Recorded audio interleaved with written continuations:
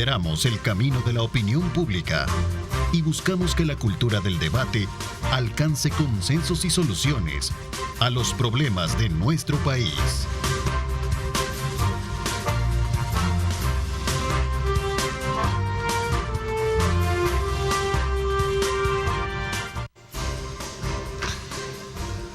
¿Qué tal? Muy buenos días, El Salvador. ¿Cómo están? Qué placer enorme saludarles a ustedes a esta hora de la mañana. Gracias por sintonizarnos y gracias por estar pendientes de nuestra señal.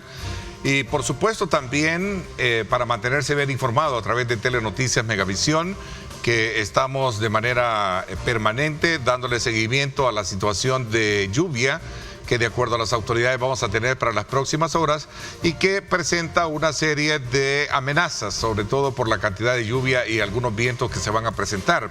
De hecho, es importante tomar en consideración todas aquellas recomendaciones que se están haciendo a través de Protección Civil y sobre todo también en el contexto de la declaración de alerta amarilla que en su momento ya se ha colocado a nivel nacional. Tenemos unos sistemas muy bien posicionados en la región que podrían estar directamente impactando con nosotros. Así que desde ya, por favor, tome en consideración si piensa desplazarse por zonas de alto riesgo o en carreteras específicamente cuando se conduce. Esta mañana, como siempre, nos da muchísimo gusto colocar sobre la mesa temas importantes de país, especialmente que le van a dar a usted los insumos pertinentes para que pueda construir su propia lectura de temas como los que este día vamos a analizar con nuestros invitados y que están íntimamente ligados a la situación política electoral que vive el país y también tomando como punto de referencia algunos elementos de juicio que hay alrededor de la exposición que hizo el presidente de la República el pasado martes en la 78ª Asamblea de Naciones Unidas, donde el énfasis fue particularmente destacar el logro en materia de seguridad. Esta mañana quiero darle la más cordial bienvenida a Saraí Molina, abogada y líder sindical que nos acompaña acá en la mesa. Gracias, bienvenida, gracias por acompañarnos. No, gracias a ti por una nueva invitación y contento de estar acá con Romeo y Bessi. Gracias. Quiero saludar también a Bessi Ríos, abogada y defensora de derechos humanos. También gracias por acompañarnos. Buenos días, un placer amanecer aquí con Romeo, con Saraí, contigo. Un gusto y un saludo a la población. Tranquilos en el tráfico, por favor, relájense. Sí, de verdad, el tráfico es otro de los grandes problemas que tenemos, que habría que ser colocado sobre una agenda de país y sobre todo para tratar de dar oportunamente las recomendaciones, ¿no? Porque sí creo que es algo que merece ser atendido inmediatamente. Saludo cordialmente a Romeo Auerbach, también diputado del Partido Gana. Gracias, Romeo, ¿cómo estás? Bienvenido. Hola, Ernesto, buenos días, gracias por la invitación. Buenos días también a Saraí, a Bessi, pero en particular buenos días a mis jefes, que es la gente que nos está viendo del otro lado. Bueno, inmediatamente voy desde luego, a invitar a nuestros televidentes a que participen, que hagan uso de nuestro sistema de comunicación. Está nuestro WhatsApp a la mano para que usted pueda escribirnos siempre y cuando ocupen los cánones de respeto para nuestros invitados y de esa manera poder también sumarlos al análisis que vamos a tener esta mañana de los temas que ya mencionaba.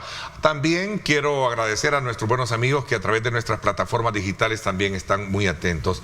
Decía en su momento que el discurso del presidente de la República ante la Asamblea General de Naciones Unidas traza un eje muy importante de acción relacionada contra el combate de la criminalidad, bajo el énfasis que a partir de las decisiones que en su momento no fueron del agrado para algunos sectores y especialmente, decía, para algunos países, nos ha llevado en su momento a cumplir la meta de que ante el mundo el país, El Salvador, dejó de ser noticias negativas y ahora es el país, desde luego, que tiene los mejores indicadores de, digamos, de seguridad a nivel de Latinoamérica. Este es un punto medular que, por cierto, ha traído reacciones de toda índole. Vamos a conocer el punto de vista de cada uno de ustedes y, por supuesto, el debate que esperamos tener esta mañana acá en el programa.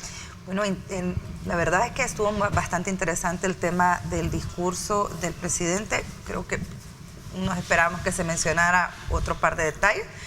El tema de seguridad, sin duda, es la carta de presentación que tiene la actual administración, aunque todavía no se han hecho las evaluaciones técnicas de qué tanto ha funcionado y qué tantos errores se han cometido. 200 personas que han salido muertas de los centros penales, más de 7,000 personas que han estado más de 6 meses detenidos sin ser culpables, siendo inocentes en condiciones graves de violación a derechos humanos, y un poco más de gente que también se establece de parte de los estudios de las organizaciones de derechos humanos que pueden seguir estando en esos lugares.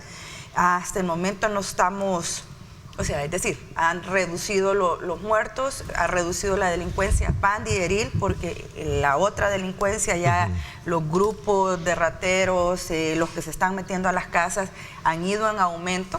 Entonces eso preocupa, porque entonces quiere decir que la política de seguridad no está siendo evaluada, no hay indicadores, el gobierno no está haciendo una suerte de tener una serie de evaluaciones en cada uno de los aspectos de la política para irla ajustando, porque entonces la política de seguridad estaba dirigida solo y única y exclusivamente al tema de pandillas, pero el tema de seguridad de un país va más allá que eso. A ver... Sí, yo creo que fue interesante, como bien Bessie dice, porque fue una especie de justificación innecesaria, porque nadie se la estaba pidiendo, respecto de por qué se rompió el orden institucional de la institucionalidad en el país al eliminar a un fiscal general de la República, de poner arbitrariamente a una Corte Suprema de Justicia, eliminar a una serie de jueces que no es que no merecieran no estar ahí sentados, ¿verdad? Eso nadie lo está diciendo, sino que no se hizo con un debido proceso conforme a la normativa legal vigente en el país. Nadie le había pedido una explicación, y yo creo que fue importante que la diera, porque trató de justificar a los 7,000 detenidos que han sido liberados, como muy bien Bessie decía, y también es importante el hecho de que nos comparemos con Canadá. A ver, Canadá tiene niveles muy bajos de delincuencia, es cierto. Nosotros ahora tenemos casi cero delincuencia, como se dice. Pero si ponemos en una balanza por qué Canadá tiene menos niveles de delincuencia, podemos ver que Canadá lo está haciendo sin un régimen de excepción, y siempre lo ha hecho sin un régimen de excepción, garantizándole a los ciudadanos y ciudadanas canadienses todos los derechos constitucionales que tienen. Nosotros tenemos que transitar a eso. Si queremos llegar realmente a ser como Canadá, debemos, y los políticos y en la Asamblea Legislativa y el gobierno central tienen que ponerse a trabajar que esa fase del plan control territorial, que va a eliminar la formación profesional en el país, sirva para ir poco a poco eliminando el régimen de excepción, que haya una nueva normalidad en el país en cuanto al tema de seguridad, porque si no somos capaces de mantener la seguridad en el país en tiempos normales, volvamos a la mascarilla como con la pandemia entonces, pues, ¿verdad? Claro, porque que no está salvo que viene, en parece esa ser que hay situación estamos. vicios ahí El régimen de excepción es como la mascarilla en tiempos de la pandemia. Entonces, ¿cuándo nos la vamos a quitar, pues? Ok, vamos a ver, Romeo, ¿compartes tú lo que han dicho tus antecesoras de mesa? Bueno, primero, Ernesto, la población no eligió al presidente Bukele en el 2019 ni a esta correlación de fuerzas en la Asamblea en el 2021 para que nos pongamos a hacer lo mismo de siempre, o para que nos pongamos a tener piedras de tropiezo que hacían que este país por décadas y décadas y décadas no lograra salir del hoyo en el que estábamos. Por supuesto que en el discurso del presidente, que no es el primer discurso en las Naciones Unidas, hay una historia en la cual yo la comparto. Recuerdan ustedes su primera aparición, se tomó una selfie y dijo, y se cumplió, que esa foto iba a ser más vista que los discursos de los presidentes. Casi nadie ve los discursos de los presidentes ahí en las Naciones Unidas, porque son un montón de buenos deseos o cartas a Santa Claus, ¿verdad? Porque todos los presidentes, yo me he hecho los discursos y trato de hacer un resumen y fíjate, algunos llegan a hacer unas propuestas interesantes, pero yo creo que los países poderosos se ríen de sus presidentes, de sus propuestas, ¿verdad? Porque ellos van a seguir haciendo lo mismo. Creo que el presidente lo que le fue a decir, y no es que no le preguntaron lo que fue a decir, es que a ningún presidente que va ahí le preguntan lo que va a ir a decir, preparan su discurso. De hecho, cuando quitamos a los magistrados y al fiscal, no fue en este periodo del discurso de las Naciones Unidas, ya ha ido el presidente 2 veces más y no ha ido a hablar de eso. Yo creo que el contexto en el que lo fue a hablar es qué es lo que está pasando en El Salvador. Aparte que hace una receta, Ernesto, él hace una receta y me pareció perfecto por aquellos que dicen que nos vengan a copiar por qué nosotros hemos logrado sacar adelante lo de la seguridad. Y el presidente claramente les dice, hagan su receta dependiendo de su país. Nosotros hemos hecho la de nosotros, no nos hemos esperado a que ustedes ahora nos digan lo que hay que hacer. Si hubiéramos hecho lo que ellos decían, la comunidad internacional, siguiéramos ahorita con miles de inocentes muertos por las pandillas. Entonces hay que entender que ese es como el contexto. Ya cualquier detalle también lo podemos discutir, porque la verdad que se da alguna confusión. ¿Ve? Aquí no es, hay que entender, ahora hay 100.000 presos en general en el país. Entonces dice Bessie, y yo no quisiera que hubiera un solo muerto en las cárceles. A veces lo dudo, si fuera de esos terroristas me encantaría, ¿verdad?, que se fueran muriendo, y lo digo de tajo, o sea, no tengo problema con eso. Pero en general no debería haber ningún muerto en las cárceles. Pero imagínense que de verdad hubieran 200 muertos ahora que hay 100.000 presos. Pero ¿qué decíamos en el 2015? Que habían 23.000 presos y hubieron 155. O sea, proporcionalmente no se parece que con la cuarta parte de presos haya existido esa cantidad de muertos. Entonces, yo lo que creo que lo que hay que primero resolver es la seguridad. Con esto te aterrizo pues, la primera pregunta que hacías. Hay que resolver en cualquier país lo de la seguridad, porque de nada te sirve en un país tener salud si sabes que estás a merced de que te puedan violar o que te puedan robar. De nada te sirve tener educación si de todos modos te van a robar, y mucho menos de nada te sirve tener empleo si cada quincena en la parada de bus te lo van a quitar el dinero. Bueno, el raterismo es lo que más ha surgido. Porque ahora lo vemos más. Ahora. Porque existía. Y vaya, está bien, vaya, 200 muertos que parece que a ti no te quitan el sueño, y los 165 niños con sarna que están en los centros penales. Esos también, qué bueno que estén con sarna. Entonces sí tenés buenos datos, porque dicen que no hay datos del gobierno. ¿De dónde obtuviste los datos? Estos datos son del informe que presentó el Faro con respecto a los niños que están en la granja. Bueno, pero si ya lo dice el Faro, puede ser que sea cierto, puede ser que no, pero quiere decir que hay datos. Porque a veces nos dicen que no hay datos. Pues sí, pero ¿qué vamos a hacer con los 165 niños con sarna? Porque yo te puedo entender que digas que de esos 200, si son pandilleros, qué bueno, cosa que me parece rara, porque ser pro vida, o sea, que nazcan, pero que cuando estén grandes hay que matarlos, no sé. Pero con estos 165 niños con sarna, es que no confundas lo del aborto, no lo confundas. Un niño que ni siquiera ha nacido tiene derecho a vivir. Pues sí, ese de 165 niños que están detenidos con sarna. Entonces, si hubiese esa cantidad y fuese verdad, tienen que resolverla. Pero estamos hablando... ¿Qué están haciendo desde la asamblea ustedes? Pero solo te voy a decir, ¿tú quieres decir que los niños que están ahí con sarna es culpa del régimen de excepción? Sí, por el hacinamiento es, ¿por qué es? ¿Y por qué va a ser culpa? El hacinamiento carcelario. Entonces, ¿qué podemos hacer si de verdad un padre o una madre han cometido un delito y los tienes que meter presos? Es que estas son mujeres que entraron presas embarazadas y han parido dentro del por el régimen. Entonces, pero ¿y qué podés hacer si está bien que las castiguen? Pues bueno. Mira, y tantas leyes que hay ahorita para la protección de los niños, nacer y crecer con cariño, pero también esos niños, los niños de las mujeres que han cometido o no ilícito y que justa o injustamente están guardando prisión, también tienen los derechos que en esa ley les dio usted, diputado, cuando apuchó el botón. Entonces, cuando ustedes apuchan el botón para una X o Y ley, también tiene la responsabilidad de tratar de garantizar que existan los recursos necesarios para atender a esa parte. ¿Por qué? Porque todos los presos, y no solo los niños, hay muchos presos que están con ese mismo problema por el nivel de hacinamiento que hay. Nos damos el lujo de decir que tenemos la tasa más grande de detenidos pandilleros y que aquí estamos bien, sí, pero hay que guardarles las condiciones, porque también son humanos, porque usted también puede caer en desgracia de aquí a mañana y le va a pasar lo mismo. Mire lo que le está pasando a los diputados que están expulsando ahorita, que allá están en Mariona, el gordito ¿cómo se llama? Beto Romero. ¿Y dónde quiere usted después de que votan irresponsablemente. Si no quiere que esté en Mariona, ¿dónde quiere que esté? No, es que está bien que esté ahí. Pensé que pero no hay que garantizar las condiciones para que estas cosas no se den, porque de esos 7.000 presos que han salido, déjeme decirle que hay muchos que han salido con unas grandes llagas en la piel, porque están peor que animales.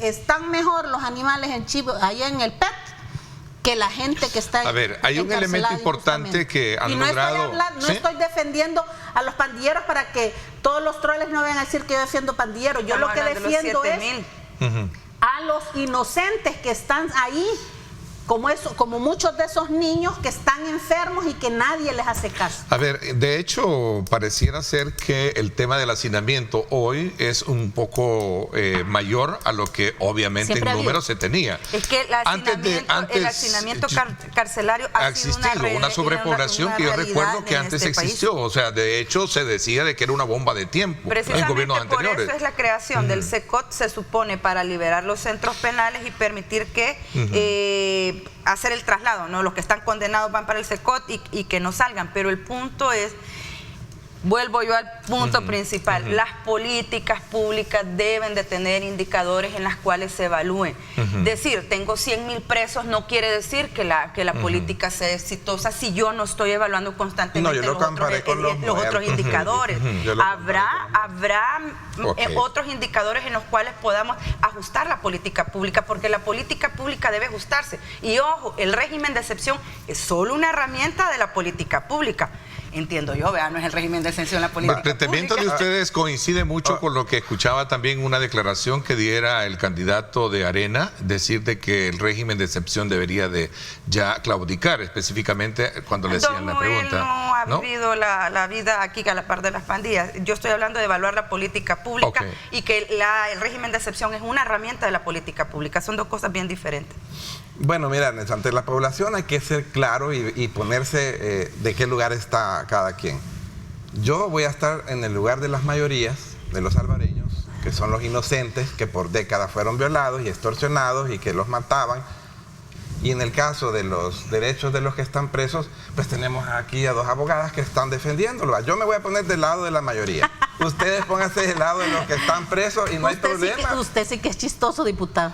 Mire, ya van dos, no ofenda aunque sea señora, porque en primer lugar no se escuchan. No se me van a levantar, no se me van a levantar. Es que usted haciéndose el inocente también ofende. Yo puedo ser chistosa, pero usted puede dar lástima con su posición para la mayoría de la gente. A ver, vamos a ver, vamos. Entonces, y mire, y no son botones los que apoyamos porque la pantalla es touchscreen. A ver, vamos a no, es touchscreen. Vamos a ver, vamos a darle un poquito de distensión a esto. Vamos a regresar al tema, al elemento fundamental. No, pero ocupemos argumentos interesantes. El argumento de que yo soy chistoso, le aseguro que no tiene nada que ver para los votantes. ¿Qué medidas vamos a tomar con estas 7,000 personas que han estado presas y torturadas por 6 meses y con todos estos niños que están con sarna? Va a haber una comisión que va a ir de la ¿Usted garantiza que los 7,000 han estado torturados?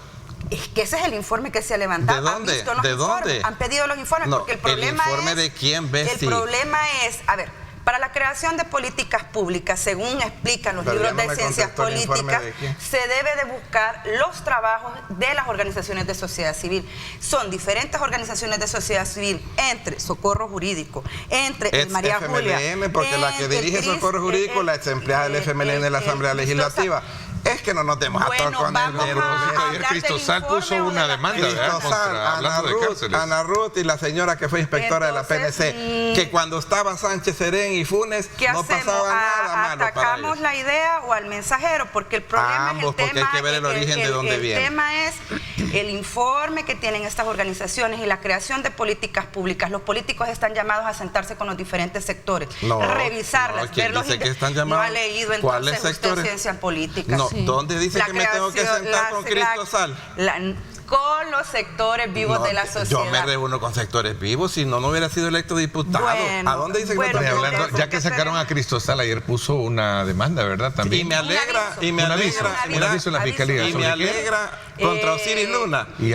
Me alegra porque fue a la fiscalía, deberían de tener decencia, porque para Cristosal. Pero era otro tema, no de cárceles, creo que era el uso de algo relacionado con personal. Lo que pasa es que Cristosal mantiene el indicativo, y en eso sí yo lo acompaño, mantiene el indicativo contra la sala constitucional. Recordemos que este fiscal ya fue elegido por segunda ocasión. El primer momento en el que se coloca, donde lo cuestionan, ya ha terminado ese periodo. Ahí está, mira, por cierto, producción me pone esta que nos están escribiendo. Algo que sí, en eso sí tiene razón Romeo, y eso sí lo comparto yo. Yo sí creo que una institución no funciona, o creo que no es la correcta, yo no le iría a poner. Bueno, yo hasta ahora son 4 años y yo no he ido a presentar nada a la sala de lo constitucional. Ni a la fiscalía hasta el momento. Yo de que a raíz del comentario que están haciendo, ahí está una pregunta que me gustaría, mira. No la vimos, no estamos. A ver, no sé si ahí está, ¿verdad? ¿Cuál es la valoración? Creo que eso fue lo que hizo Cristo. Fue contra el director de centros penales, y el presidente anda por lo de la planta. Bueno, ese es otro tema que dijo que anda a construir la planta. Sobre una planta que no era una propiedad. No sé. Es que estos casos se deben investigar porque... mira, al margen de quien las haga, y como bien Bessie dice, no hay que atacar al mensajero, sino que hay que analizar el mensaje, en mi opinión. Sí. Y yo sí creo que es un error de esta administración que cometió Arena, que cometió el FMLN, y estos lo están cometiendo reiteradamente, de ponerse a negar las cosas y taparse. No puedes tapar el sol con un dedo. Hay reiteradas denuncias en contra de Osiris Luna. Entonces, por transparencia y por darle a la población tranquilidad, el gobierno debería instruir al presidente y al fiscal y decirle, mira, investiga. Pero el gobierno no puede instruir al fiscal. Y los ¿a dónde deja los tuites del presidente? Si el presidente es el que le dice, fiscal, haga tal cosa. Pero entonces, usted es abogada, el gobierno no puede instruir al fiscal. Su llamado es cierto, no sería para mí como diputado. Si hay un problema, el fiscal debería investigar. Por eso, entonces, o el fiscal hacerlo de oficio, lo hemos dicho en reiteradas ocasiones. Aquí hay que investigar. A todos. Osiris Luna tiene un montón de señalamientos, hay otros funcionarios que tienen un montón de señalamientos. Que se hagan las investigaciones y que el fiscal diga, este es culpable y este es inocente, al culpable que le pida disculpas y al culpable que lo meta a la cárcel y al inocente que le pida disculpas. Y no es que la quiera contradecir, pero el fiscal tampoco puede decir quién es culpable o inocente, es el sistema judicial. Sí, es el sistema judicial, pero es un decir. Pero además hay que seguir depurando los casos pendientes que hay de corrupción de las administraciones anteriores. Porque aquí los casos que son importantes, donde pueden salir envijados los cheros de los trabajadores de la fiscalía o de algún político, esos los guardan debajo de la cama y sacan solo los que más polvo pueden sacar. Entonces, eso no puede seguir sucediendo. La transparencia tiene que darse. Sí. A todos. Vamos a permitir un poco dejar concluir las ideas que cada uno plantea. Nos fuimos de las Naciones Unidas para centros penales. Sí, o sea, de hecho nos venimos de Naciones Unidas acá. Sobre todo porque, quieras o no, también algunos países o algunos, digamos, presidentes resaltan un poco la toma de este tipo de acciones en el país. Mira, y que de alguna manera pueden ser emuladas. Hace poco, solo termino en esto, el ejemplo es que la policía, el jefe policial de un condado, creo, de Nueva York, en Estados Unidos, recién visitó y también decía, mira, que queremos conocer la fórmula por la cual han llegado a controlar el tema de pandillas en Estados Unidos. Entonces, si de Nueva York, de una ciudad de Nueva York, tenemos un problema serio que queremos saber cómo controlar. ¿Y sabes qué dato dijo? Que habían 1.600 pandillas en Estados Unidos. No pandilleros, pandillas. A darte ese elemento. Significa 1.3 millones. Entonces, quisiera que un poquito analizáramos en ese contexto esta situación. Vaya, mira, ahí tienes que dividir dos cosas. Las posturas que te ponen ciertos presidentes que te dicen que el gobierno de Nayib Bukele es de una dictadura, pero Daniel Ortega no, tengo mis reservas. Porque el problema con estas posiciones no es la violación o no a derechos humanos, es la posición ideológica del gobierno que está en el poder. Vos no podés apoyar a Venezuela, a Cuba y a Nicaragua y venirle a decir a Nayib Bukele que él es dictador. Punto.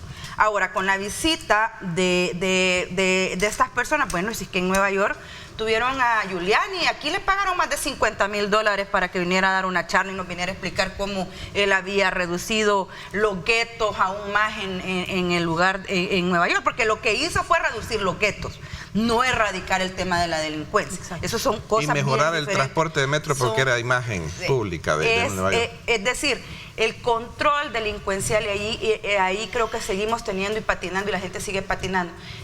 La herramienta del régimen de excepción es una de las herramientas que debe contener una política pública de seguridad. Si solo gira todo en torno a un régimen de excepción, entonces no hay política pública. Y eso sí es preocupante.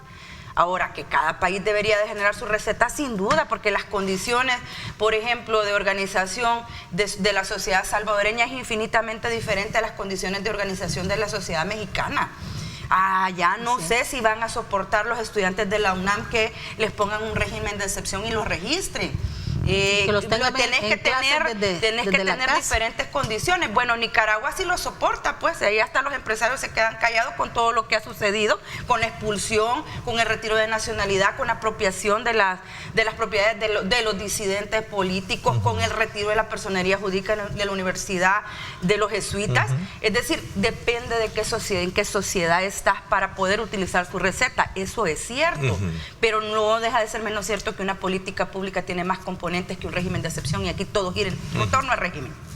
Por eso yo antes decía que el régimen de excepción lo puedo comparar con la mascarilla en tiempos de la pandemia más cruda, porque tenemos que ir bajando esos niveles. No podemos continuar. Si en la guerra pasamos, todos los años de guerra pasamos en estado de excepción y como dicen aquí, las cosas siguen igual. ¿Ve? Entonces, ¿cómo vamos a garantizar ir volviendo a la normalidad en el tema de seguridad, pero paralelamente trabajando en temas de los que no queremos hablar? Por ejemplo, la problemática tan grave en el sistema de salud, ¿verdad? El sistema de salud en El Salvador está en la unidad de cuidados intensivos y aquí no lo queremos ver, no hay medicamentos, los hospitales no seguridad se alimentaria, que es otro de los grandes elementos que preocupan a muchos. Es un problema enorme. Las falencias en el sistema educativo son grandes. Entonces, esos problemas, ¿cómo los vamos a ir superando? Porque solo pasarme yo 20 años, así como los 20 años de Arena, los 10 años del Frente, hablando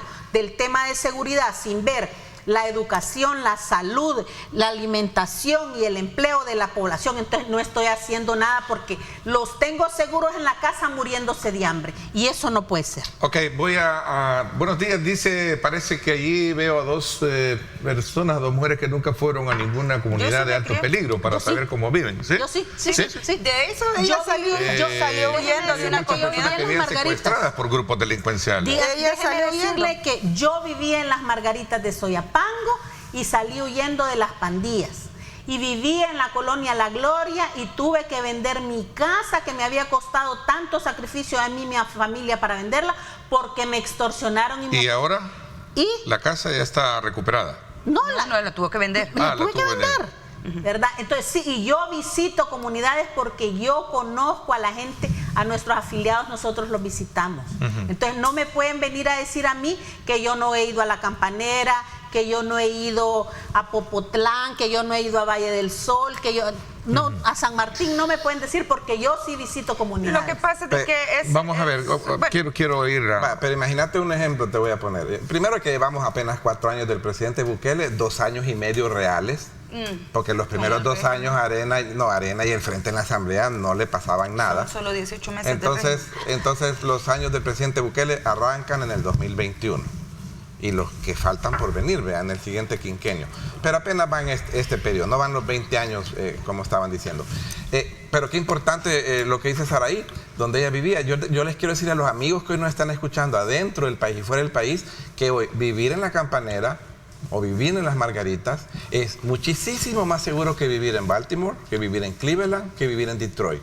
Y es Estados Unidos, del primer mundo, ¿verdad? Entonces, ¿se ha hecho algo? Sí, bastante. Se ha empezado por la seguridad. ¿Le vamos a entrar a los demás temas? No tengan preocupación, le vamos a entrar.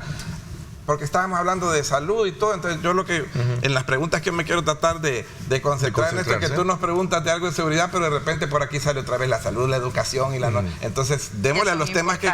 Pero no lo preguntó. Hay una pregunta que me parece lógica, es decir, que va en consonancia con el planteamiento. Bueno, si tenemos mejores índices de criminalidad debajo, o un modelo mundial, digamos, para... Si puede ser El Salvador un modelo mundial de seguridad, entonces ¿por qué continuar bajo ese mismo esquema? Entonces yo le dijera que cuando a un paciente que tiene cáncer y le están dando quimioterapia y que ya se siente bien, le vamos a quitar la quimioterapia. Va a ser hasta que esté completamente sano, y yo voy a seguir aprobando el régimen cuando el presidente lo mande hasta que no esté capturado el último terrorista. Pero nosotros ya estamos, según el discurso de los políticos salvadoreños, estamos en etapa de remisión del cáncer, y en etapa de remisión del cáncer ya no te dan quimioterapia, sino que te dejan en observación y te dan otro tipo de tratamiento. Pero dejemos que decida el médico de cabecera, que es el presidente Bukele. Ok, vamos entonces a cerrar ya este ciclo de temas. Vamos a continuar en el examen de la realidad del país y sobre todo la situación política. electoral de cara a lo que nos queda de tiempo y sobre todo desde la perspectiva de ustedes. Pausa, 7:01. Gracias por estar con nosotros.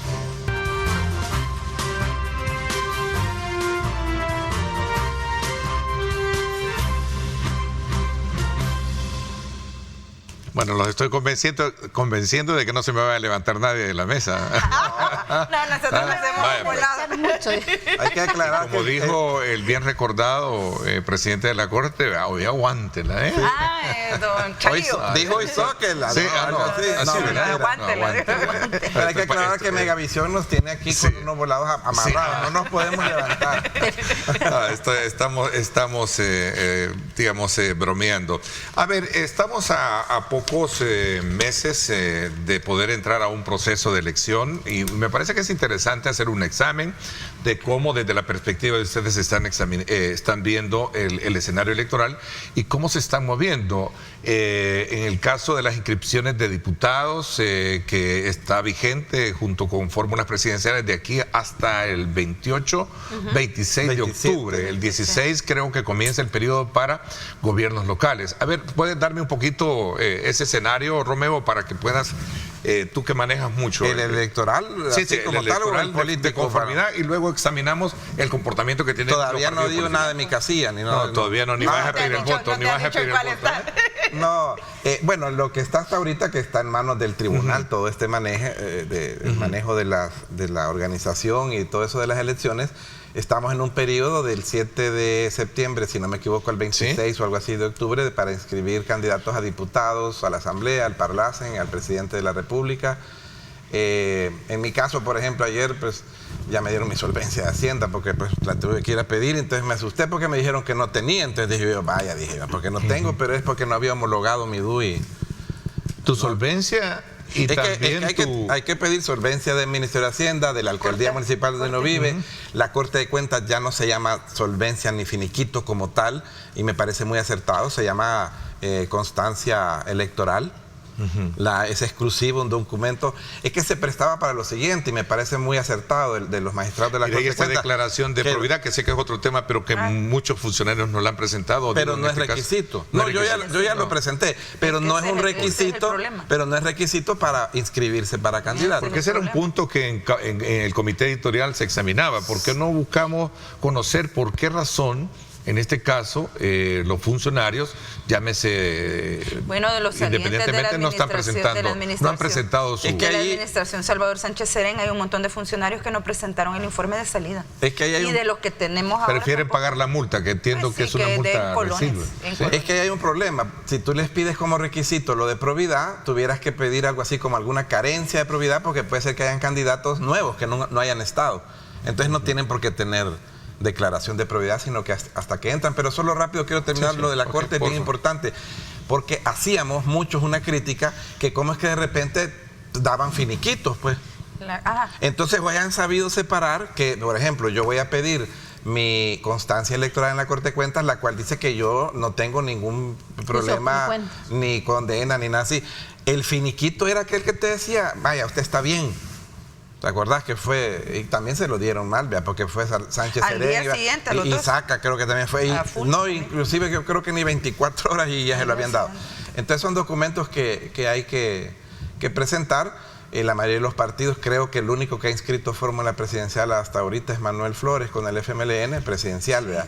Y varios partidos, en el caso mío y lo que me compete La Libertad, creo que la otra semana se puede ir a presentar, pero estamos en esa etapa, porque hay que entender y aclarar que la campaña electoral para presidentes inicia el 4 de octubre, y la de nosotros, que candidatos a diputados, el 4 de diciembre.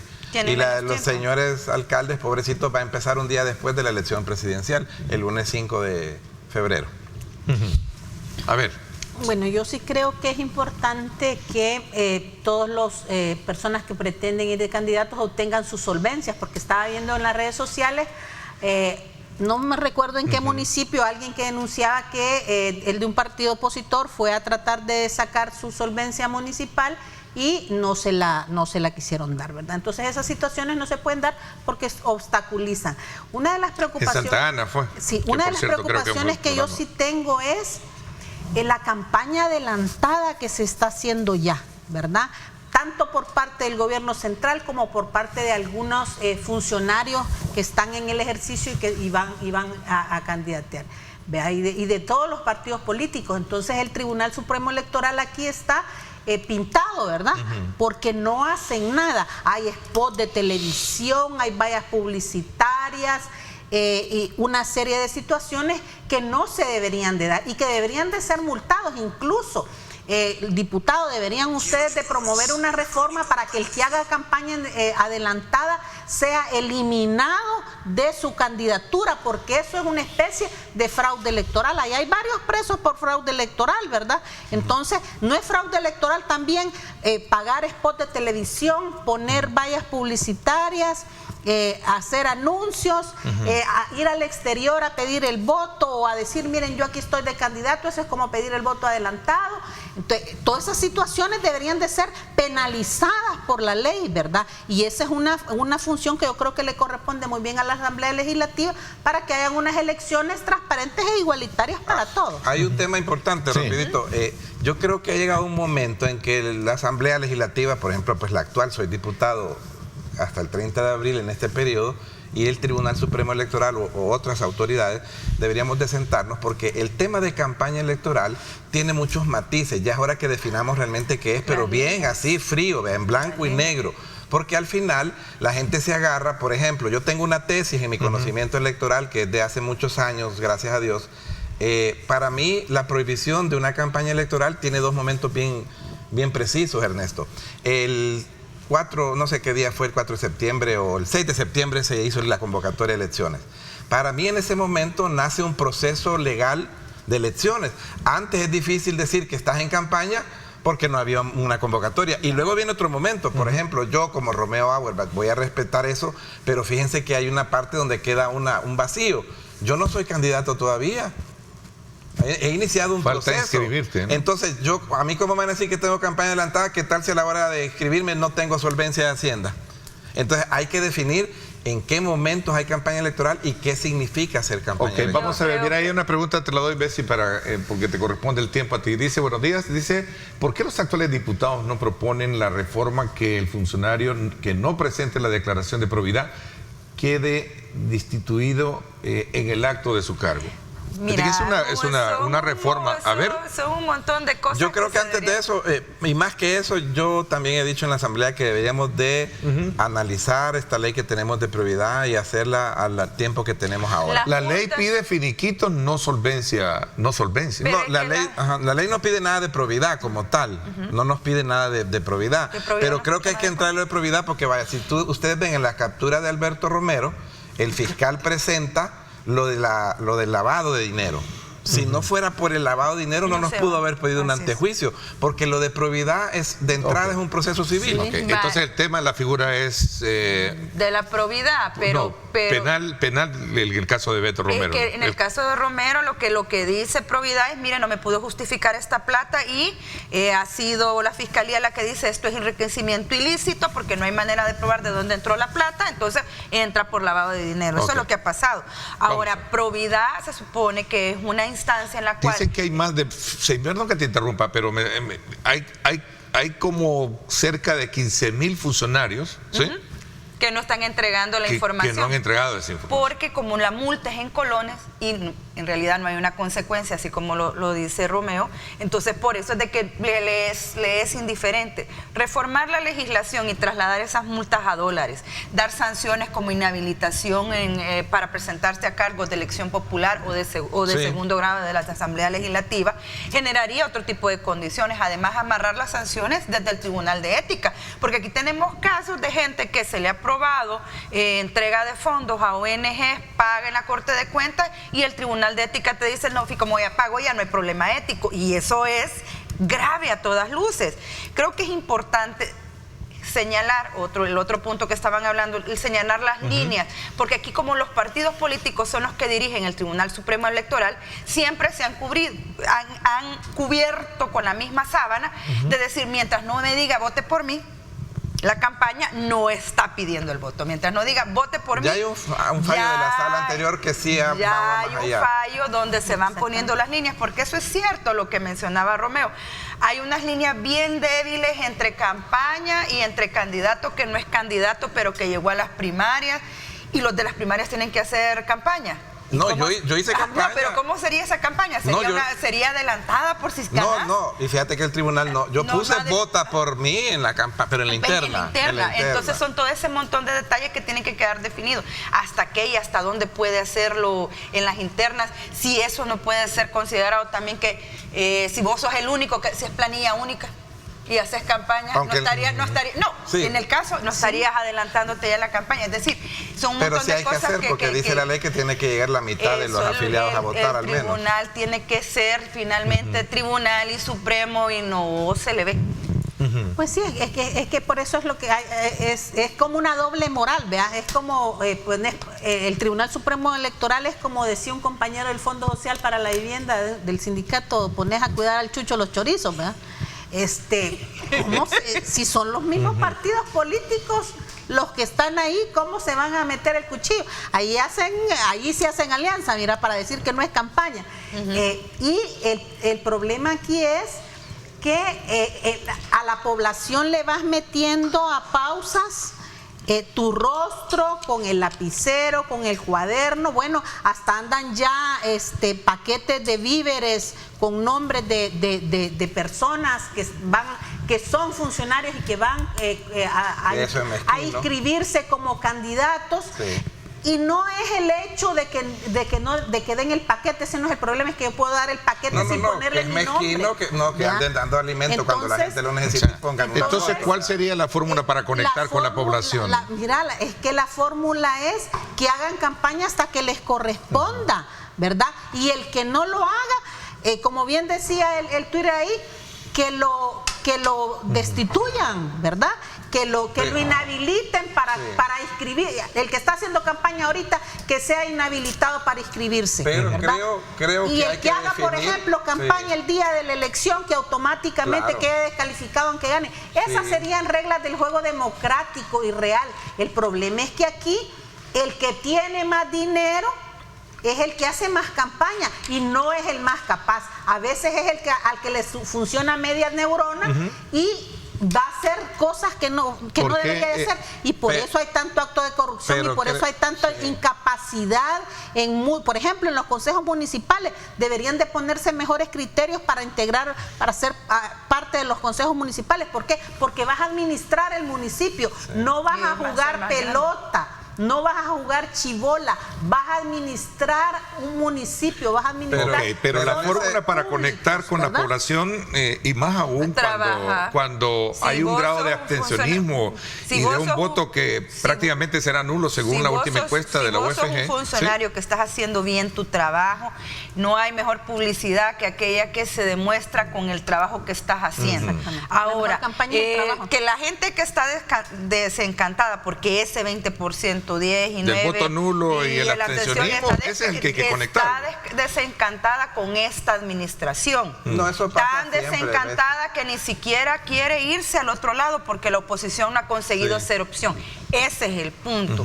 No, hay que aclarar que siempre en las encuestas, y a mí me encanta explicarle esto, quizás la gente se le olvida, que para una elección siempre hay un nicho, para diputados siempre un 50% vota y un 50% no. Entonces, eso no tiene que ver. Yo creo, y terminando en ese tema, debemos de definir, Ernesto, qué es campaña. Te voy a explicar bien rápido, porque yo voy hoy en la noche a unas colonias de Lourdes, y en un parque quieren hablar conmigo porque me quieren preguntar por qué deberían de guiarse por mí. Ya no voy a decir votar.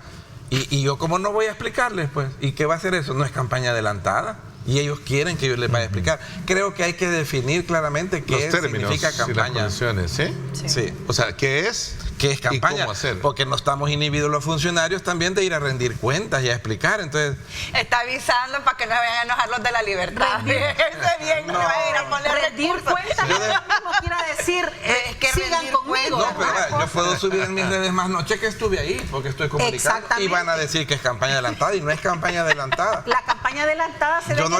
Campaña adelantada sería que les diga que voy en la casilla 1 de Gana. En la libertad. Ya lo dije. Bueno, pero ese era un ejemplo, señores magistrados. Bueno, el tiempo se me fue. Quiero agradecerles el que nos hayan permitido conocer desde la perspectiva de ustedes estos elementos de juicio que entran desde luego al debate y que van a continuar en lo que resta del tiempo hasta que lleguemos al día D, ¿no? Cuando comience el banderillazo de salida, tanto para la campaña oficialmente y como también en el tema de los comicios el día D.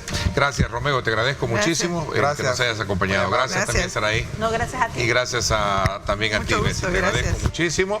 Por mi parte, vámonos a una pausa y luego regresamos también con otros temas de mucha importancia para usted. Quédese con nosotros.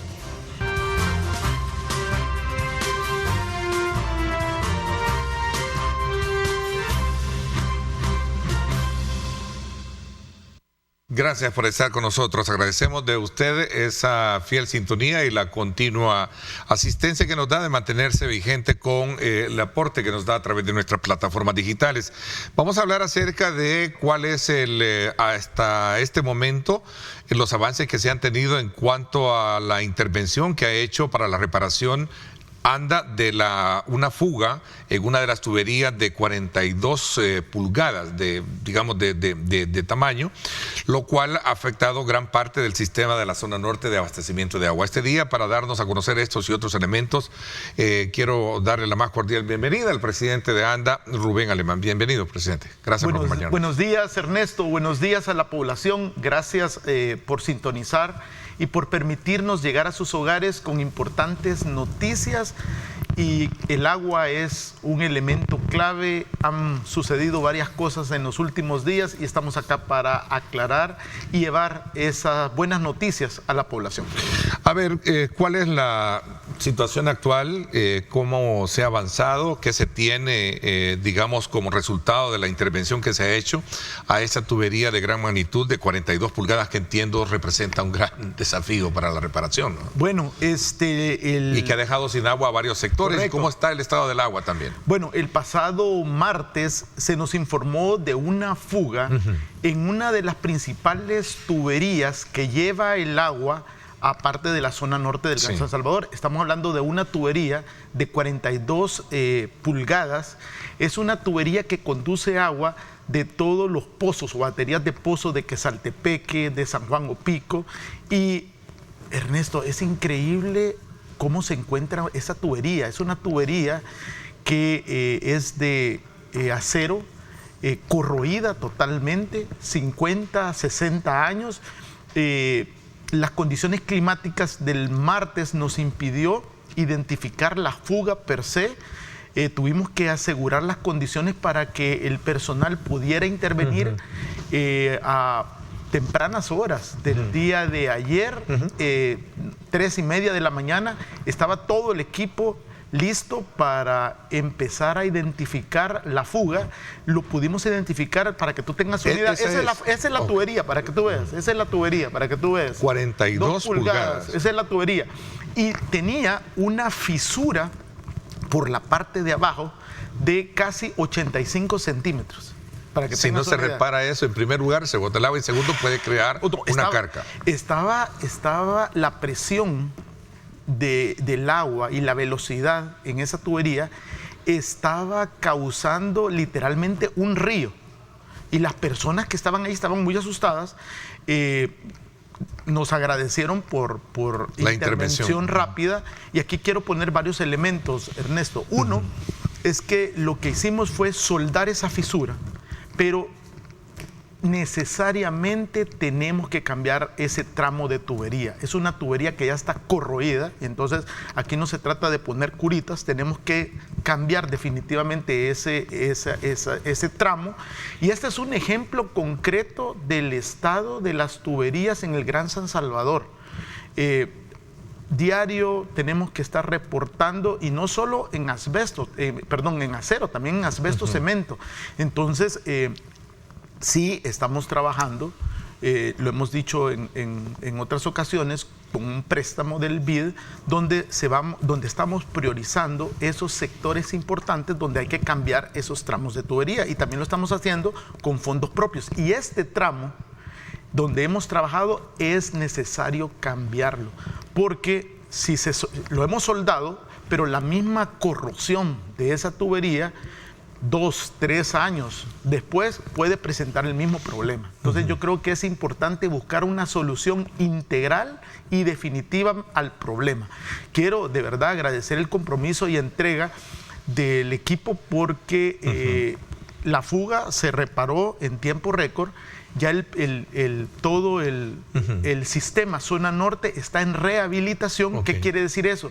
Que hay que presurizar la tubería, los tanques tienen que llevar a los niveles óptimos para distribuir esa agua a todos los hogares salvadoreños, que es casi el 30% del balance de Salvador. Cuando usted dice, significa que poco a poco se va a rehabilitar, significa que gradualmente se va a ir dando. Porque aquí nosotros no tenemos agua, va a venir ese momento. Gradualmente, pero por ejemplo en la avenida Bernal no había, y en algunos hogares... Esta mañana comenzó ya a caer. Comenzó a caer, entonces esperamos que... En algunos sectores. Correcto, esperamos que la rehabilitación se dé gradual, paulatinamente durante el día de hoy, y a más tardar mañana. Es más, hoy en la mañana amanecimos con los tanques un 13%, para que tengan una idea, y a esta hora ya llevamos el 50%. Eso indica que la producción va mejorando y que estamos almacenando el agua para que pueda ser distribuida a los hogares. A ver, ya se reparó, para cerrar un poco, y quiero entrar a otro escenario que va concatenado con esto. Este es el reflejo de una situación de atención mayor que requiere este tipo de tubería, por el tema del tiempo. Correcto. Y la vigencia que estas han tenido de estar precisamente haciendo uso de este servicio. Correcto, la atención en este tipo de tuberías es prioritario y es algo que hemos identificado con el equipo técnico de ANDA y con el equipo técnico del BID, que es necesario, porque no solo vamos a trabajar en la producción, sino que también tenés que trabajar en la red de distribución. A ver, entonces por eso quiero cerrar este tema. Ok, a la población esta mañana debe de saber de que ya se reparó la población, el daño. Correcto. La población afectada tiene que saber que pudimos soldar la fuga, esa fisura que tenía esa tubería se reparó. El agua va a empezar a llegarles, le va a caer paulatinamente en el transcurso de este día y mañana. Se normaliza entre hoy y mañana. Correcto. En todas las zonas. En todas las zonas. Las zonas que mayor impacto. Santa Tecla. Santa Tecla. Ciudad Merliot. Mexicanos, Ayutuxtepeque, San Benito, Escalón, zona norte. O sea, ok, eso sería ya gradualmente mañana. Hoy y mañana. Hoy y mañana. Decía de que estamos hablando de un tema que subyace un cambio profundo del sistema. Decía extracámara, lo hablábamos con usted, el problema no es tanto la reparación, el problema es que ya esas tuberías como que dieron su vida útil. Su vida útil. Su vida útil. Entonces, acá tenemos que ir un poquito más, y no se trata solo de ir a pegar curitas en buen salvadoreño. Tenemos que buscar una solución integral para que estas tuberías de una sola vez las podamos cambiar y podamos garantizar otros 30, 40 años, porque el material está totalmente corroído, y ese es un claro reflejo de una falta de visión técnica por décadas, de una falta de abandono, deterioro. De hecho, justo hace un par de semanas yo concluí una gira en toda la batería de zona norte, y el factor común denominador es el estado de las bombas, el estado electromecánico, eléctrico abandonado, deteriorado, o sea, es un sistema, y lo he dicho en diversas ocasiones, el sistema zona norte presenta un deterioro de un 80%. Es un sistema, en buen salvadoreño, Ernesto, que está mírame y no me toques. 80%. 80% de deterioro. Entonces, es aquí donde, gracias al BID, vamos a rehabilitar, vamos a restaurar este sistema para que la población salvadoreña y como país podamos tener un legado. O sea, ¿a cuánto se ha comprometido el BID? ¿A cuánto se compromete el gobierno de poder restaurar de ese 80%? ¿Y en cuánto tiempo? Correcto. Es un proyecto de 5 años, son $100 millones, y más de la mitad de este préstamo va a ir destinado a producción, a rehabilitar, a nuevos pozos, también instalar toda la línea eléctrica, hidráulica, perforación, priorizar esos tramos de tubería que necesariamente hay que cambiarlos, porque acá no es lo mismo cambiar una tubería de 42 pulgadas donde se conduce esta cantidad de agua, Ernesto, a una tubería de menos diámetro que quede en un pasaje. Entonces, esa priorización y esos segmentos los estamos evaluando y es parte del legado de este gobierno. A ver, eso que sucedió en la residencial San Pedro, porque fue ahí donde se dio la fisura, ¿verdad? Correcto. Aquí en Mexicanos. Correcto. Es una servidumbre, es un paso, por decirlo aquí, donde se conduce esa tubería que viene hacia San Salvador. Ahora, eso es el reflejo de todo lo que realmente podemos si seguimos escarbando. Correcto. Y estamos hablando de acero, pero hay lugares, por ejemplo en la Costa Rica, y te lo puedo decir con propiedad, donde las tuberías son de asbesto cemento, las cuales cuando sucede una fuga, escarbamos y vos te sorprendes de las condiciones en que se encuentran. Entonces, ¿y la vida útil del asbesto cemento de cuánto? No sé, o sea... Y acordemos también que este país ha sido un país sísmico. Entonces, hay un montón de variables que tenemos que contar y qué bueno que históricamente, y yo quiero ser muy contundente en esto, históricamente ANDA nunca había tenido un portafolio de inversión millonario como lo tiene hoy. Y es para atacar todos estos problemas. Estamos hablando, Ernesto, de un portafolio de más de 300 millones de dólares. Dinero que se va a usar.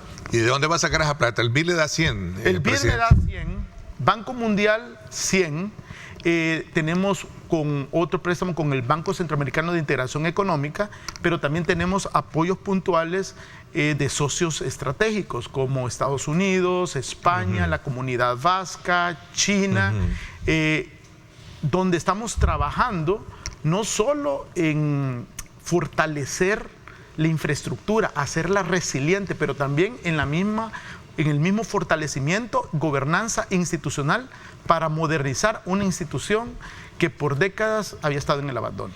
A ver, ANDA también tiene sus propios recursos, ¿no? ANDA tiene sus propios fondos propios. Fondos propios. Correcto, pero la inversión para cambiar todas esas redes de tuberías, para cambiar todo, es millonaria. Ahora, lo que sí puedo decir con propiedad, y quiero subrayar, es que sí vamos por el camino correcto. Teníamos que establecer esa línea base.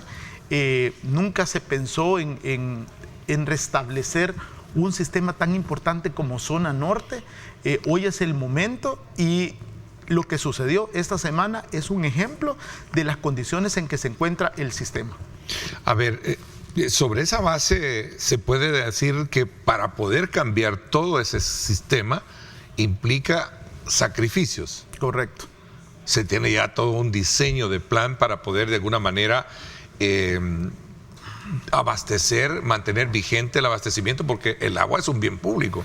Bueno, es un bien básico, ¿no? Correcto. De necesidad pública. Correcto. Y de hecho, Ernesto, si vamos a producir más, tengo que cambiar tubería. Y ya está contemplado instalar una tubería paralela a la que ya tengo, que está totalmente obsoleto. Pero además de eso, creo que es importante la automatización, la digitalización, contar con sistemas SCADA que tú puedas automáticamente en un centro de control detectar dónde tengo fugas para irlas a reparar.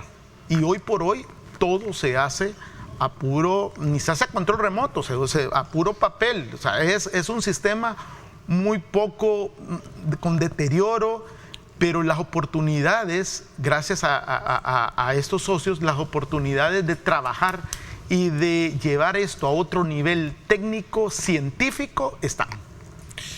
A ver, el hecho de haber encontrado esta fisura en esta zona y considerar que estamos hablando de 50 años de estar...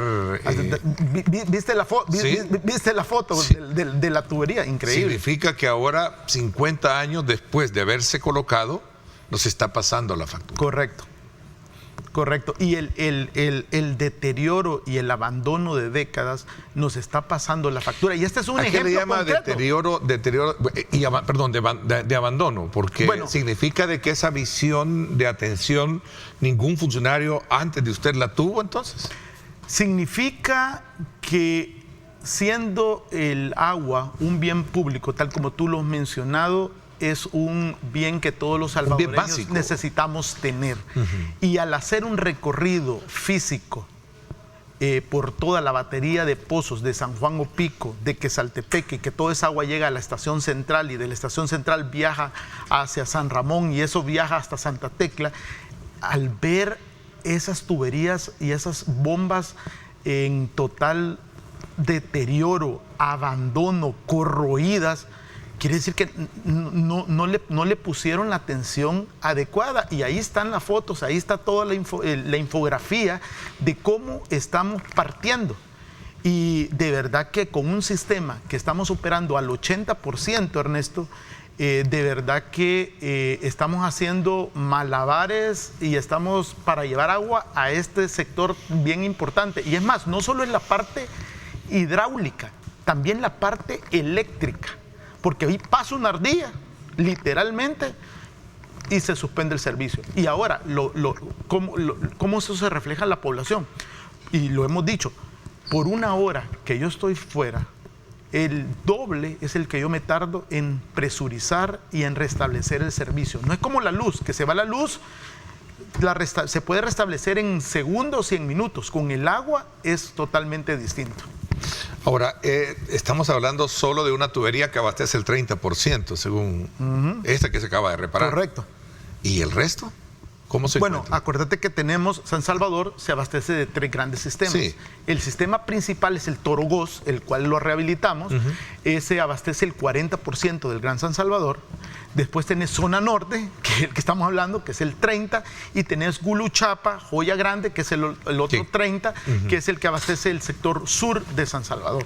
Que ya empezamos, justo esta semana hay un equipo técnico evaluando para el diseño y eso es gracias al Banco Centroamericano de Integración Económica, para rehabilitar otro sistema, Ernesto, que está en un deterioro que desde los 70 o antes no se había tocado. Pero yo sigo todavía con la inquietud y por eso se le expresaba que por qué razón, bajo esa lógica de trabajo funcional, sus antecesores no han hecho una apuesta de esa envergadura.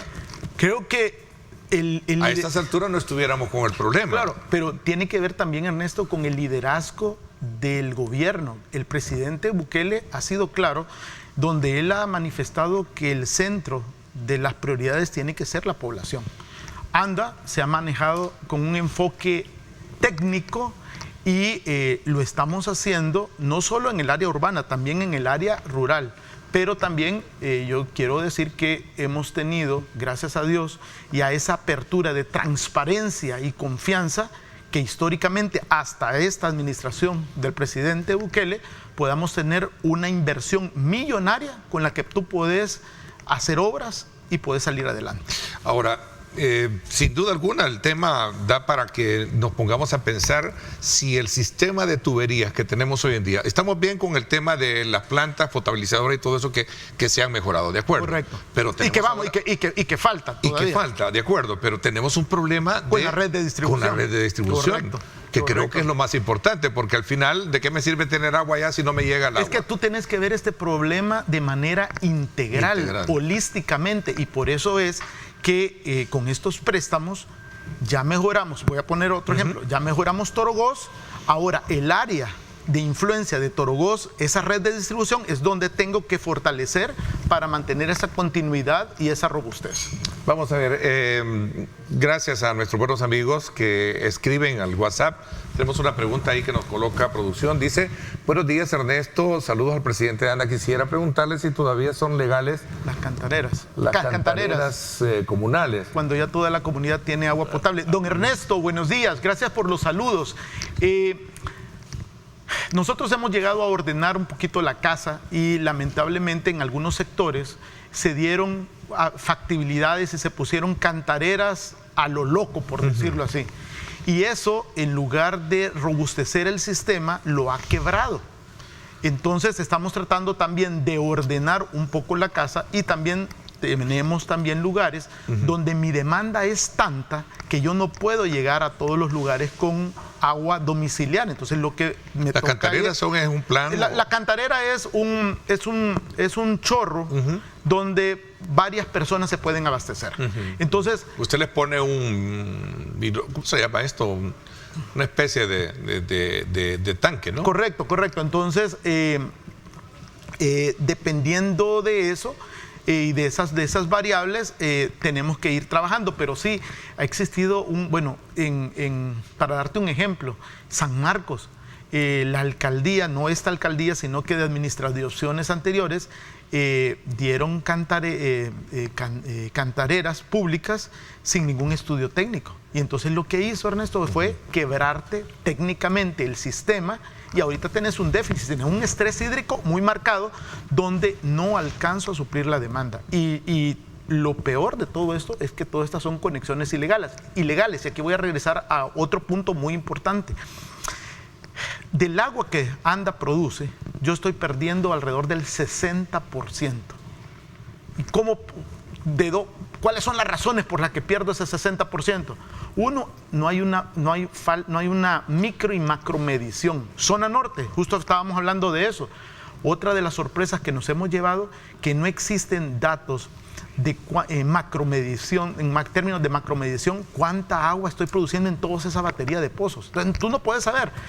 Además de eso, tenés conexiones ilegales, fraudulentas, las cuales estamos poco a poco tratando de ordenar un poquito la casa. Vamos a ver, buenos días. Tengo una pregunta para el presidente ANDA. ¿Por qué las tarifas de agua son diferentes dependiendo de donde la gente vive?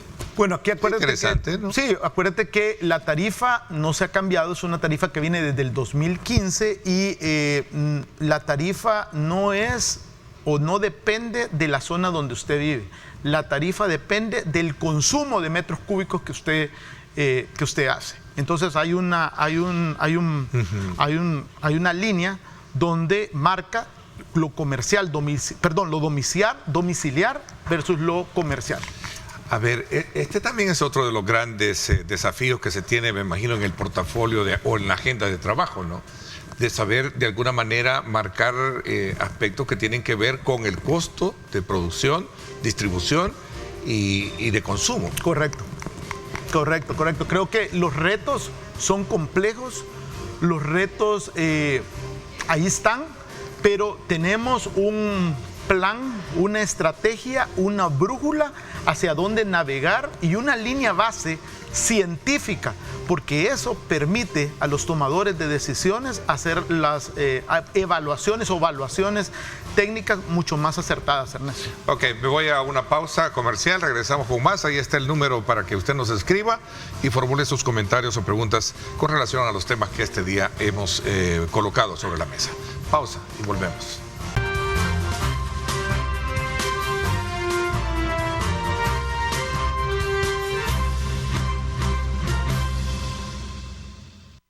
Gracias nuevamente por estar con nosotros. Por ahí también otras preguntas están enfocadas a ver qué plan contingencial se ha hecho para poder atender hoy en este momento de emergencia. Perdón un poco que regresemos al tema, pero yo creo que a muchos nos apremia el tema del agua, ¿no? Hoy en día. Déjame hacer ese aviso. Si usted en su oficina o en su casa necesita agua, por favor comuníquese al 915. Tenemos un plan diseñado para estos días de contingencia para poder brindar agua de calidad a sus hogares. Así que por favor comuníquese con el 915. Hay un equipo de pipas listos para ayudarle. Sin embargo, quiero ser muy enfático en que esperemos que el servicio se restablezca a lo largo del día, se va a ir restableciendo paulatinamente y en eso estamos. Así que también estemos pendientes de nuestras redes sociales. Los niveles en los tanques de almacenamiento van subiendo, así que por supuesto las casas que están en la cola del sistema es donde más se va a tardar, pero tenemos todas las pipas no tienen costo, son gratis y estamos para servir. A ver, no quiero ser actor apocalíptico esta mañana, pero esta situación de lluvia y amenaza, ¿cómo está de alguna manera impactando en el tema del asolvamiento en aquellos, lugares de producción de agua, digamos, en las estaciones de los sistemas de producción? De los sistemas de producción, sí. Y también en el tema hablando de la vulnerabilidad también creo que, del país y las tuberías, ¿no? Creo que cada día nos damos cuenta que el cambio climático es real. Y no podemos decir que el 2023 lo podemos comparar climáticamente hablando a un 2004 o a un 2005. ¿Por qué? Porque las condiciones y la variabilidad climática se acentúa más y lo podemos ver en las fuertes lluvias. Dios no quiera, nos espera un fenómeno, el Niño, una sequía. Pero sí lo tenemos. Lo tenemos, pero manifestado, Ernesto, en que está lloviendo muy intenso, pero también hemos tenido meses donde se ha pronunciado una sequía. Sí, que no ha llovido. Sí, exacto. Entonces, esa variabilidad que representa el fenómeno del Niño es muy marcado, pero, y aquí quiero darte algunos datos estadísticos. En Torogoz, durante el 2023, hemos suspendido operaciones 102 veces. ¿Pero por qué? Hemos suspendido por cortes eléctricos, por las tormentas, porque necesitamos salvaguardar la infraestructura, los motores, pero también los niveles de turbidez han llegado a picos en los cuales tú no puedes tratar físico-químicamente el agua. Y lamentablemente el río Lempa, que es una de mis principales fuentes de abastecimiento, lleva una gran cantidad de lodo, de basura, de plástico, Ernesto, que nos hace parar operaciones y esperar hasta que la turbidez baje para que se pueda tratar. Entonces creo que cada vez más vamos viendo estos picos. El equipo de Torogoz tiene protocolos estrictos en materia de aseguramiento y control de calidad. De hecho, nuestro laboratorio está preparado no solo para monitorear parámetros físicos y químicos, sino que ya estamos corriendo parámetros en términos de plaguicidas, metales pesados, otro ícono y otro hito dentro de nuestro sistema de producción. Así que, Ernesto, nosotros mantenemos esa seguridad de dar buena agua a la población, pero por supuesto manteniendo y salvaguardando todo el equipo que es relativamente nuevo en Torogoz, porque cuando tú tienes esos choques eléctricos y una tormenta fuerte eléctrica, no podemos exponer el equipo. Y todos estos son nuevos proyectos, por ejemplo, la estación de potabilización del agua con la cooperación china que se decía. Creo que en el sector también de la costa está este tema de la planta de salinización, que por cierto le comentaba de una demanda que el día de ayer una denuncia, un aviso que hacían, ¿no? Entonces, todos estos proyectos, ¿cómo están? Bueno, mira, primero, yo sí no me voy a prestar al juego político. Quiero mantener muy técnico mis declaraciones. En las próximas semanas vamos a hacer anuncios importantes sobre la adjudicación de las desalinizadoras. Tenemos una desalinizadora importante en Madresal. Durante todo este tiempo hemos levantado esa data científica que nos ha permitido llegar hasta este momento. Así que mi compromiso y el compromiso del gobierno es con la población, y estoy seguro que los residentes de las comunidades de Las Hojas, Mahahual y San Diego van a recibir estas buenas noticias desde el punto de vista técnico, y por supuesto para llegar a este punto hemos basado todos estos pronunciamientos desde la óptica científica, que es lo importante, Ernesto. La planta Ilopango, ¿no? Bueno, ¿cuál es el avance que se tiene? Con Ilopango, gracias al pueblo y gobierno de China, es un proyecto de $40 millones. Esa empresa, ya lo anunciamos, se adjudicó a una empresa que se llama Hebei Construction Group. Y aquí quiero otra vez ser muy claro, y lo vamos a decir despacio para que lo entienda la población. El agua que se va a potabilizar no es del lago per se. Lo que se va a potabilizar es agua que proviene de 8 pozos alrededor, el cual su mismo lecho filtrante hace que el agua tenga mejores características que la del lago. Tenemos un estudio técnico robusto. La planta, los pozos van a ser perforados, se va a instalar una planta potabilizadora para remover cualquier metal que pueda surgir, pero también hay un método de potabilización, es un método convencional, estamos hablando de floculación, sedimentación, filtración.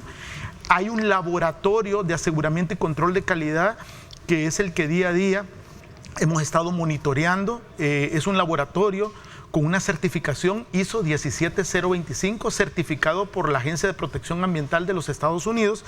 Y en conclusión, la estratificación del suelo me va a servir como ese filtro natural para que el agua pueda ser potabilizable y que pueda tener menos contaminantes, y por supuesto va a pasar por todos esos procesos. Pero no solo eso, sino que estamos hablando de que cuál es el beneficio. En todos estos sectores del sector sur, estamos hablando de un estrés hídrico muy marcado.